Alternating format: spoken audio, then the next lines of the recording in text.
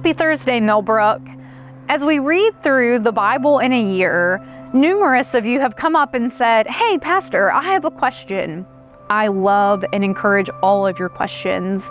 And one of the most common questions asked, not just at Millbrook, but from Christians all around the world, is why does God seem so angry or full of wrath in the Old Testament in comparison to the Jesus, God incarnate, that we come to know in the New Testament?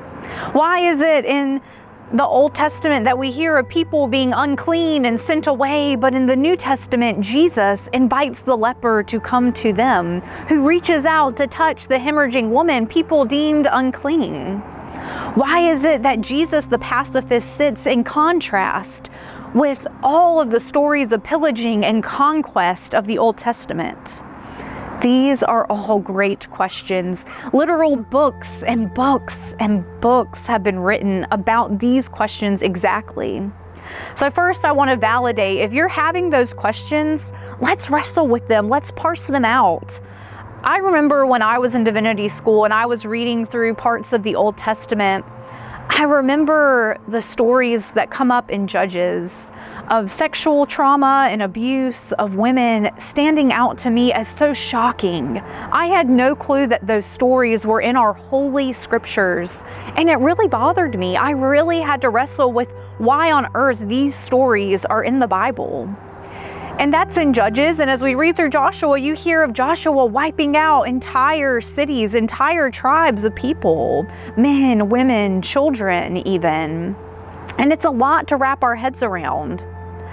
Now, there's no way that I can possibly give you a simple packaged up answer in this 3-minute, 5-minute video. So one, I hope that you take these questions, you continue wrestling with them, you continue praying over these things as you're reading through some difficult passages of scripture.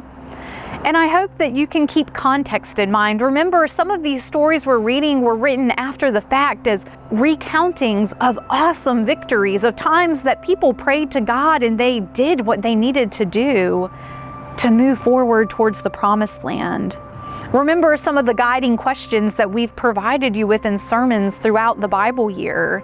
What does this story tell us about God, about humanity, and about God's relationship with humanity? What is this saying in light of the whole breadth of Scripture? Those questions might help you discern and narrow down some guidance. But I've also included several links in the description of this video that may help you in your study and your research as you wrestle with these questions. Some videos from professors and pastors, as well as some articles that you can read about violence in the Old Testament and specifically in Joshua and Judges. So friends, if you are wrestling with some of these stories as I have and as I do, I pray that you continue to dig deep. Keep reading, keep studying, and spend time contemplating these things. I know that some of these stories are hard to read and are often surprising to us, but still we have something that we can learn about God, about human nature, and about the Christian life.